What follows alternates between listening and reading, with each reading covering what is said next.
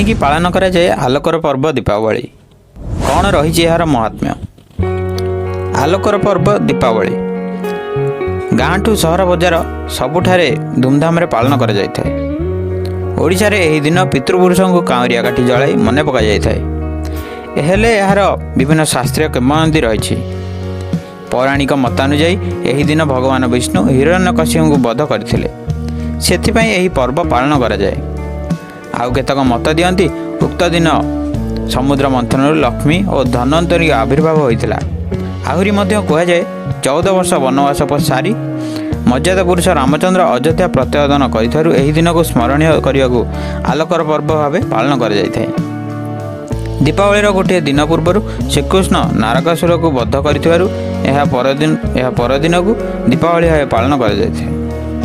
कहीं मत दियंती राक्षस मानक वध करने पर जितेबले महाकाली क्रोध शांत हो नाथिला एवं से उग्र रूप धारण कर सृष्टिर संहार उद्देश्य बाहरी थिले, सेतेबेले शिव तांको अटकाइबाई तले शोई पड़ते।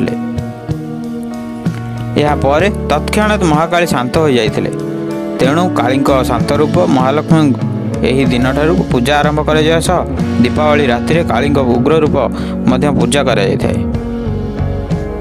तेणु शास्त्रीय मतरे विभिन्न कारण को नहीं यही दीपावली उत्सव भाव पालन कर विधि रही।